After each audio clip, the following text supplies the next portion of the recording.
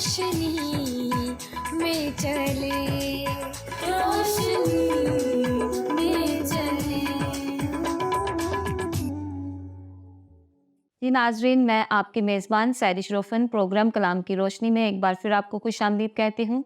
جس طرح سے آپ جانتے ہیں، گزشتہ ایپیسوڈ میں ہم نے پاسبانی خطوط کی اہمیت کے بارے میں سیکھا، جانا اور ان باتوں سے استفادہ حاصل کیا۔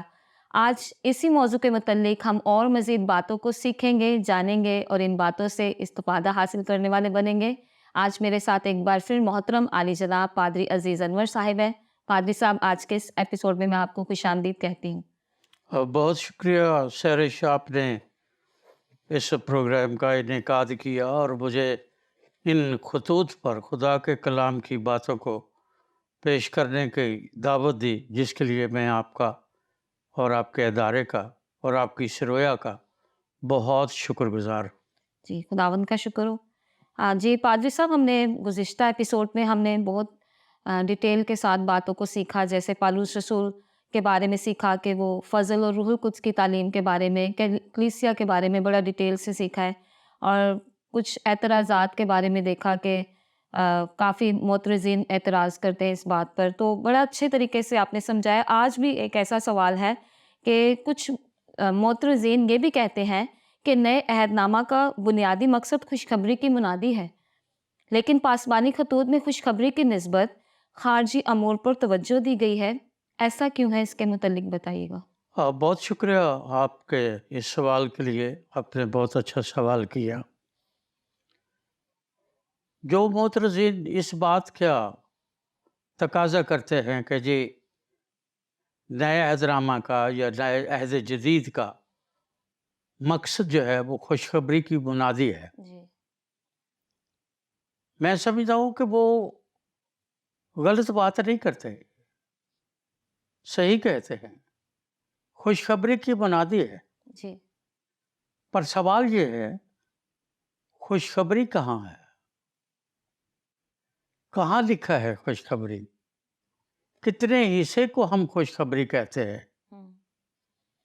متی کی انجیل سے مکاشفہ تک پورا نیا عہد نامہ، یہ 27 کتابیں، کیا یہ خوشخبری ہے؟ بالکل مسیحی ایمان اور اعتقاد کے مطابق لوگ ان کو خوشخبری ہی مانتے ہیں۔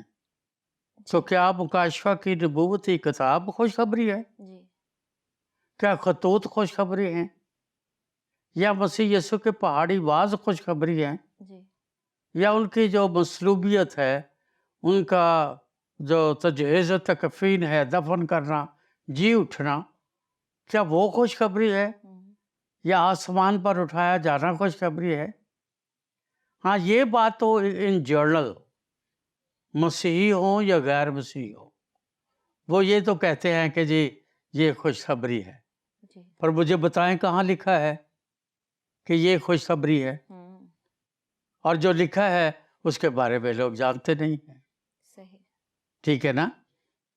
مسیح یسوع، میں نے کل بھی عرض کیا تھا کہ مسیح یسوع شاگردوں کے پاس آئے، جسے ہم ارشاد اعظم کی ارشاد اعظم کہتے ہیں۔ جی، بالکل، اب ارشاد اعظم کی جو جتنی بھی گفتگو وہاں متی کے انجیل کے 28ویں باب میں درج ہے، میں نے آپ کو کل بھی عرض کیا تھا کہ وہاں لکھا ہے، اور جو باتیں تم نے مجھ سے سیکھی یا جن باتوں کی میں نے تمہیں تعلیم دی ہے، یا جو باتیں تم نے میرے ساتھ رہ کر سیکھی ہیں، سمجھی ہیں، جانی ہیں، ان کو جا کر سب قوموں کو بتاؤ۔ اور بتانے کا مقصد کیا ہے؟ شاگرد بنانا ہے، صحیح، اور شاگرد بناؤ۔ لیکن سوال یہ ہے، کیسے شاگرد بنائیں؟ اس کی بنیاد کیا ہے؟ بنیاد یہ ہے کہ جو باتیں یسوع نے ان کو تعلیم کی صورت میں سکھائی ہے، وہ تعلیم شاگرد بنانے کا بنیادی سلیبس ہیں، ٹولز ہیں، یا وہ بنیادی ان کا درس ہے۔ اس کے علاوہ اگر وہ اس کی تشریحات اپنے زمانے اور اپنے अक्ल और अपनी फिलोसफी और अपनी रोजी रोटी ब्रेड एंड बटर के लिए कर लेते हैं, तो ये एक उनका अपना काम है। ये तो खुदा के कलाम में नहीं लिखा। सही कह रहे हैं। हाँ, खुदा के कलाम में जो खुशखबरी का दर्स दिया गया है वो बिल्कुल इंतहाई वाज़ेह है, और वहाँ बताया गया है कि ये खुशखबरी है। पहला करंथियों जी उसका 15वां बाब उसकी पहली आयत में लिखा है, जी अब ऐ भाइयों, मैं तुम्हें वही खुशखबरी जताए देता हूँ जो पहले दे चुका हूँ। सही। कौन सी खुशखबरी? जो पहले दे चुका है। इसका मतलब ये है कि खुशखबरी में किसी किस्म की जदीदियत या नयापन नहीं है। जो थी, जो उसे मिली, वही वो कहता है मैंने तुम्हें दे दी, पहुंचा दी। अब वो न कहता है कि फिर मैं उसको सिर्फ जताए देता हूं, तो मैं याद दिलाना चाहता हूं। पहली बात कि तुमने जिसे कबूल कर लिया था, और फिर दूसरी बात जिस पर कायम भी हो। कायम भी हो, उसी के वसीले से तुमको निजात भी मिलती है। फिर लिखा है बशर्ते के वो खुशखबरी जो मैंने तुम्हें दी थी याद रखते हो, वरना तुम्हारा ईमान लाना बेफायदा है। जताए देता हूँ, तुमने कबूल कर लिया था, उस पर कायम हो, उसके वसीले तुमको निजात मिलती है। वो खुशखबरी जो मैंने तुम्हें दी थी, शर्त ये है कि उसे याद रखो, वरना ईमान लाना बेफायदा है। इसका मतलब ये है कि ये खुशखबरी मुकद्दस पौलुस अपने दौर में उस वक्त की कलीसियाओं को और करंथस की कलीसिया को दे चुका है। वो खुशखबरी क्या है? वो यहाँ लिखा है कि चुनाचे मैंने सबसे पहले तुमको वही बात पहुंचा दी। ये खुशखबरी है। मैंने तुम्हें सबसे पहले वही बात पहुंचा दी। क्या? जो मुझे पहुंची थी। सही। वो अपनी खुशखबरी खुद क्रिएट नहीं करता, खुद नहीं घड़ता कि ये मेरी खुशखबरी है। वो कहता है ये मुझे पहुंची थी, जो मुझे मिली थी, जो मुझे दी गई थी, जो मेरे हैंड ओवर की गई थी, जिसका मुझे मुख्तार बनाया गया था, और उस मुख्तारी में उसने मुझे, मेरे खुदावंद ने ये खुशखबरी मुझे दी थी। और वो खुशखबरी क्या है? मसीह कि मसीह किताब मुकद्दस के मुताबिक हमारे गुनाहों के लिए मुआ। ये पहली बात है, पहली शिक है इस खुशखबरी की कि मसीह किताब मुकद्दस के मुताबिक हमारे गुनाहों के लिए मुआ। और फिर लिखा है और दफन हुआ, और फिर तीसरे दिन किताब मुकद्दस के मुताबिक जी उठा। सहरिश ये खुशखबरी है। पूरी इंजील में आप बत्ती के इंजील से मुकाशफा तक देख ले, खुशखबरी ये है। सही। बाकी इस खुशखबरी पर जिन लोगों ने काम किया है, जिन्होंने इसके लिए खिदमत की है, जिन्होंने इसके लिए जानें दे दी हैं, वो आज भी कायम हैं, उस वक्त भी कायम थे। और लिखा है कि तुमने उसे कबूल किया, तुम उस पर ईमान लाए, तुम्हें उसके वसीले से निजात मिली। वो खुशखबरी क्या है? मसीह किताब मुकद्दस के मुताबिक। ऐसे नहीं, ये वक्त की पैदावार नहीं था, हालात की पैदावार नहीं था कि अचानक से ऐसा हो गया कि उसको यहूदियों ने या रूबियों ने पकड़कर मसलूब कर दिया। ये हालात और वक्त की पैदावार थी, या उनके विंडिक्टिव या उनकी दुश्मनी का नतीजा था। वो कहता है ये सब कुछ अपनी जगह दुरुस्त है, लेकिन कैसे क्यों हुआ? किताब मुकद्दस के मुताबिक। इसका मतलब पुराने अहदनामे की 300 से ज़्यादा पेशगोइयाँ जो मसीह यीशु के बारे की गई हैं, वो उन पर भी तस्दीक की मोहर करता है कि वो सारी की सारी दुरुस्त हैं, जिनके मुताबिक मसीह यीशु जो है वो मुआ।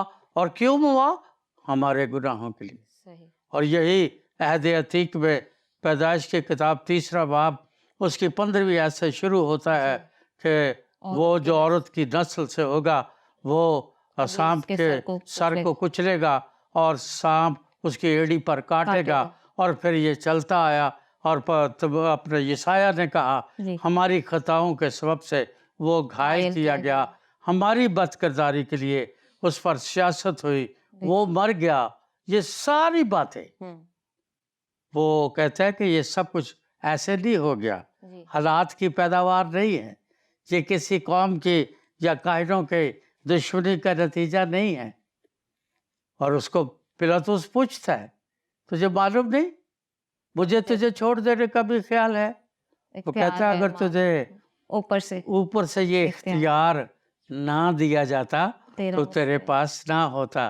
یعنی وہی خوشخبری جتا دیتا ہوں جو تمہیں دے چکا ہوں کہ مسیح کتاب مقدس کے مطابق ہمارے گناہوں کے لیے موا اور دفن ہوا اور تیسرے دن مردوں میں سے لکھا ہے کتاب مقدس کے مطابق جی اٹھا. تیسرے دن مسیح کتاب مقدس کے مطابق ہمارے گناہوں کے لیے موا اور دفن ہوا اور تیسرے دن یہاں کیا لکھا ہے کتاب مقدس کے مطابق جی اٹھا. یہ فینٹیسی نہیں ہے, یہ کوئی ناول نہیں ہے, یہ کرسچنز کی یا مسیحوں کی کوئی من گھڑت الف لیلوی کہانی نہیں ہے. یہ ایک سچ ہے جو بائبل مقدس کے مطابق ہے. بائبل کے مطابق وہ اس دنیا میں آیا, بائبل کے مطابق وہ پکڑوایا گیا, بائبل کے مطابق اس پر سیاست ہوئی, بائبل کے مطابق وہ مر گیا, بائبل کے مطابق وہ دفن ہوا, جی اٹھا. اور پھر اس کے بعد ایک لمبی فہرست ہے جس کے آخر میں 8ویں آیت میں کہتا ہے اور آخر میں مجھ کو جو ادھورے دنوں کی پیدائش ہوں مجھ پر ظاہر ہوا. یہ خوشخبری ہے اور یہی خوشخبری جو ہے وہ دینے کے لیے رسول بنے, شاگرد بنے, کلیسیائیں قائم ہوئیں. اور یہی وہ ان کو کہتا ہے میں تمہیں دے چکا ہوں آلریڈی اور تم اس پر قائم بھی ہو. تو یہ خوشخبری ہے. اس لیے پورا نیا عہد نامہ خوشخبری کی تفسیر تو ہے, پر خوشخبری یہ ہے کہ مسیح کتاب مقدس کے مطابق موا, دفن ہوا, کتاب مقدس کے مطابق مردوں میں سے جی اٹھا. خوشخبری یہ ہے اور اسی لیے آج ہم فخر سے کہتے ہیں کہ قبر خالی ہے. بے شک بے شک. تھینک یو پادری صاحب, بڑی خوبصورتی کے ساتھ آپ نے خوشخبری کے بارے میں بتایا ہے. جی ناظرین, ہم نے خوشخبری کے حوالہ سے سیکھا کہ حقیقی خوشخبری کیا ہے, تو جو کہ واضح طور پر پالوس رسول نے کرنتھیوں کے نام پہلا کرنتھیوں کے نام اس کے 15ویں باب میں لکھا ہوا ہے. تو میں یقیناً ناظرین میرا ایمان ہے آپ نے بڑی برکت پائی ہوگی. تو اگلا سوال جی پادری صاحب میں آپ سے پوچھوں گی کہ ان خطوط کے مطالعہ سے ایک اور بات واضح ہو جاتی ہے کہ ابتدائی کلیسیا کو بھی بدعتوں یا غلط تعلیمات کا سامنا رہا. جیسے افسس کی کلیسیا میں ہم دیکھتے ہیں کس قسم کی غلط تعلیمات کا سامنا جو ہے وہ ابتدائی کلیسیا کو کرنا پڑا اور اس کے کیا کیا نقصانات ہوئے تھے, اس کے مطابق بتائیں. ہاں, سوال یہ ہے کہ ہم بدعت کسے کہتے ہیں؟ انگریزی کے الفاظ جو مرضی لوگ یوز کر لیں, ٹھیک ہے نا. بدعت کا مطلب کیا ہے؟ ہم کسے بدعت کہتے ہیں؟ یا بائبل جب بدعت کا لفظ استعمال کرتی ہے تو اس میں بائبل کے مصنفین کا بدعت کا لفظ استعمال کرنے کا مقصد یا معنی کیا ہے؟ بدعت جو ہے سہرش, یہ عربی زبان کا لفظ ہے اور 2 الفاظ کا مجموعہ ہے. ایک ہے بد, بے زیر دال, بد. دوسرا ہے ات, یہ مرکب لفظ ہے, یہ مفرد نہیں ہے. اب بد کا مطلب ہے خالی گھڑا, بد مٹکا, پچر. خالی گھڑا جو ہے وہ بد ہے. عین زبر تے ات, आत जो है ये भी अरबी जुबान का लफ्ज, इसका मतलब है आवाज, जी जिसके लिए अरबी जुबान से उर्दू में जब लोग इसको ट्रांसलेशन करते हैं तो फिर इसका मतलब ये बनता है कि खाली घड़े में जब आप कोई पत्थर फेंकते हैं तो उसमें से जो आवाज पैदा होती है वो बिदत है। सही फिर बता दूं कि उस खाली घड़े में फेंके गए पत्थर से जो आवाज पैदा होती है वो बिदत है। उसको बिद्दत कहते हैं अरबी जुबान में। ठीक अब मसीही नुक्ता नजर से हम इसे बिद्दत कैसे कहते हैं, या हम बतौर मसीही मुसन्नफीन जो अहद जदीद के मुसन्नफीन हैं या मुफस्सरीन हैं जी वो किसे बिद्दत कहते हैं? सही सबसे पहली बात, बिद्दत का मतलब है यूनानी जुबान में जब हम इसको पढ़ते हैं, इसके लिए आप कल्ट्स कह लें, हेरेसीज कह लें, जो मर्जी कह लें अंग्रेजी में, इसका मतलब ये है असली राह से फिर जाना। बिदत का मतलब बिद्दत का उर्दू में लुग़वी माना ये है असली राह से फिर जाना। नंबर 2, ईमान में नई नई चीजें पैदा करना। ठीक ईमान में नई नई चीजें पैदा करना। नंबर 3 है कि सच्चाइयों में मिलावट पैदा करना, सही जिसे उर्फ़ आम में बाइबल में या नए अहदनामा में लफ्ज़ उसके लिए बरगश्तगी इस्तेमाल किया गया है ठीक कि वो बरगश्ता हो गए या उन्होंने बरगश्तगी इख्तियार कर ली। ये बिद्दत का ही ट्रांसलेशन है। सही और चौथा और आखिरी माना ये है पहली सी मोहब्बत का जाते रहना, जो इफसस की कलीसिया को मसीह यीशु ने एक गिला करके कहा कि तूने पहली सी मोहब्बत को छोड़ दिया। अब उस वक्त वो कहता है कि तूने पहली सी मोहब्बत छोड़ दी। इसका मतलब वो मोहब्बत जो 60 या 61 ईस्वी में थी, इफसस की कलीसिया की पहचान थी या उनकी वजह शोहरत थी या उनके ईमान की वजह शोहरत थी या उनके तकदीस का बायस थी, जिसके बायस उन पर लिखा कि तुम पर मोहर लगी, तुम चुने गए, बनाए आलम से चुने गए। ये सारी बरकतें तुम्हें मिली किस वजह से? तुम्हारी मोहब्बत की वजह से। सही वो मोहब्बत, उसमें कमी क्यों आ गई?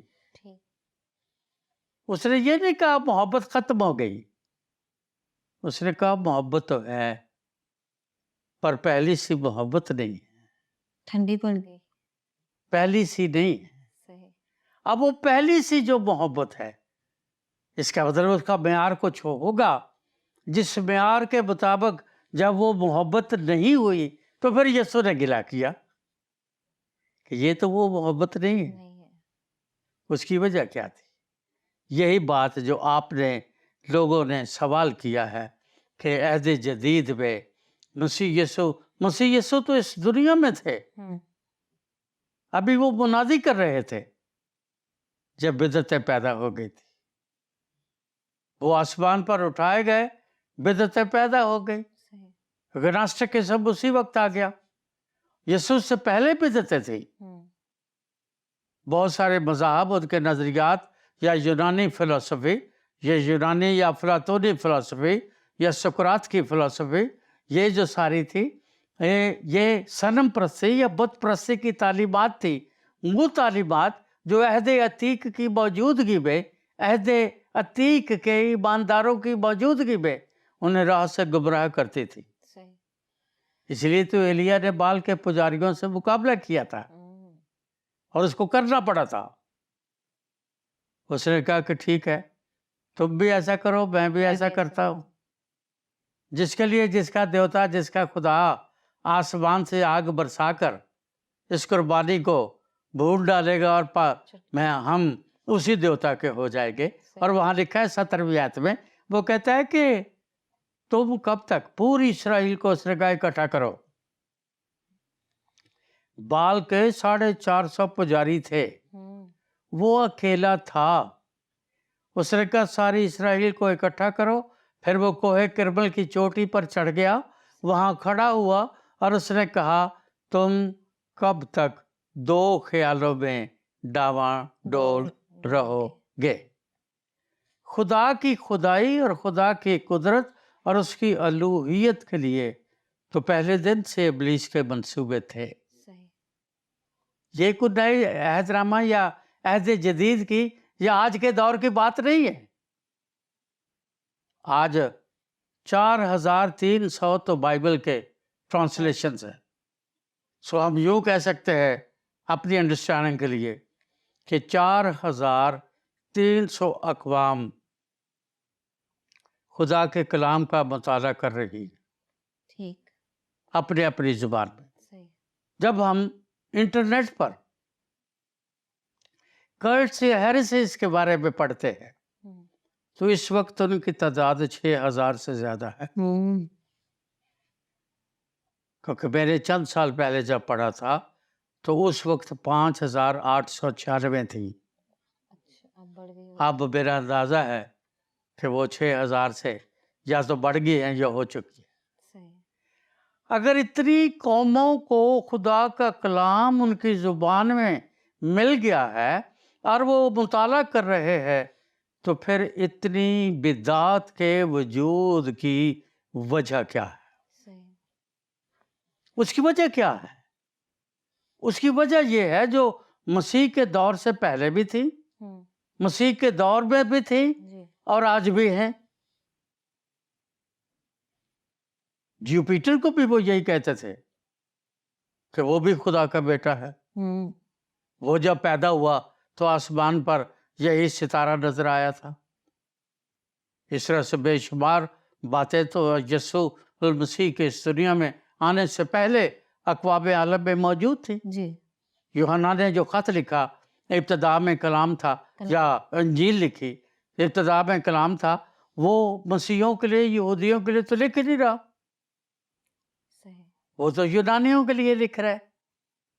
اور پیور جو یونانی فلسفی کو ماننے والے لوگ تھے ان سے خطاب کر رہا ہے, اور ان سے خطاب کر رہا ہے. اس لیے جب ہم بدعت کی ایج کا مطالعہ کرتے ہیں تو یہ تو باغ عدن سے شروع ہو گئی, یسوع کے دور میں بھی تھی. میں نے کیا بتایا سب سے پہلے, خدا کی سکھائی ہوئی راہ میں نئی راہ پیدا کرنا. مثلاً آج کے دور میں لکھا ہے مسیح یسوع نے کھانے کے بعد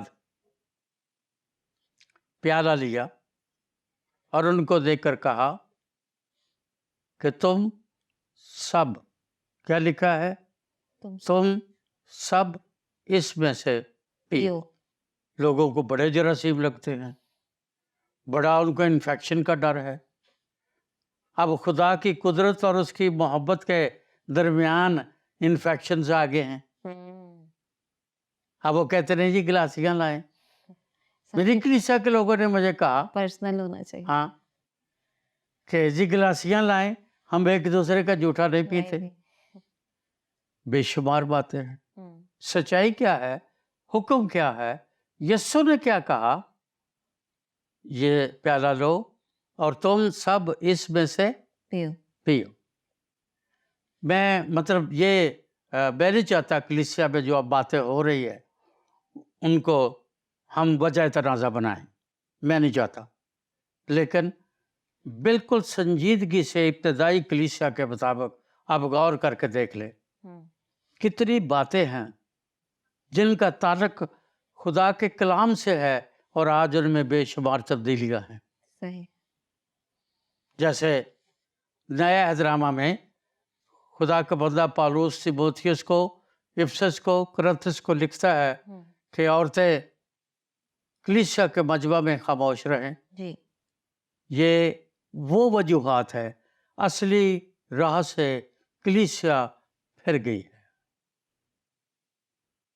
वो ईमान में नई नई बातें निकाल रहे हैं। सही रोज़ों के दिन हो, आप लोगों से सुने, वो आपको नई नई बातें बताएंगे। मेरे घर में एक लड़की काम करती थी, तो मेरे पास आई, रोज़ों के दिन थे, तो मुझे कहने लगी कि हमारे घर में 2 ख़वातीन आई थी जो हमारी चर्च की थी। उन्होंने कहा है कि अगर तुम किसी मजबूरी से, किसी वजह से रोज़ा नहीं रख सकते, तो 2 घंटे आराम से किसी जगह बैठ के दुआ कर लो, तो ये रोज़ा है। तो मुझे पूछने लगी कि पादरी साहब आप बताएं। मैंने इसको बताया, मैंने कहा बेटा बाइबल में मैंने तो नहीं पढ़ा, मेरी इतनी उम्र गुजर गई है कि 2 घंटे आराम से, मैंने कहा मैं तो 4-5 घंटे रोज़ाना दुआ करता हूँ, तो मेरे तो कई रोज़े हो गए। अब मैं सुबह उठता हूँ 5 बजे, मैं दुआ करता हूँ, मुझे नहीं पता कितना टाइम हो जाता है। सही 7 बजे मेरे बच्चे निकलते हैं, तो फिर मैं बाहर आता हूँ, क्योंकि उस दुआ में बेशुमार लोग हैं जो मेरी लिस्ट पर हैं। ये अदारा भी है, इसके आप ये जो काम करने वाले लोग हैं वो भी है, वर्कर्स भी हैं सारे। तो एक लंबी फहरिस्त है मेरे पास। सही रात को मैं 1 बजे शुरू करता हूँ, 3 बज जाते हैं, मैं 3 बजे सोता हूँ, तो इसका मतलब मेरे तो कई रोज़े वहाँ इकट्ठे हो गए। तो ये बिदअतें हैं, और ये बिदअतों को कलीसिया में नहीं होना चाहिए। जी थैंक यू पादरी साहब, बड़ी खूबसूरती के साथ आपने इस सवाल का जवाब दिया है। जिस तरह पालूस रसूल तमोथियस को भी कहता है ना कि अपनी और अपनी तालीम की खबरदारी कर और इन बातों पर कायम रह, क्योंकि ऐसा करने से तू अपनी और अपने सुनने वालों की भी निजात का बाइस होगा। तो जी नाज़रीन, यकीनन आज के इस एपिसोड से आपने बड़ी बरकत पाई होगी। अगर आपके जहन में भी कोई सवाल हो तो स्क्रीन पर दिए गए नंबर पर आप हमसे रब्ता कर सकते हैं। आज के इस एपिसोड में मुझे और पादरी साहब को इजाज़त दें। खुदा हाफिज़। आओ हम खुदावंद की रोशनी में चले।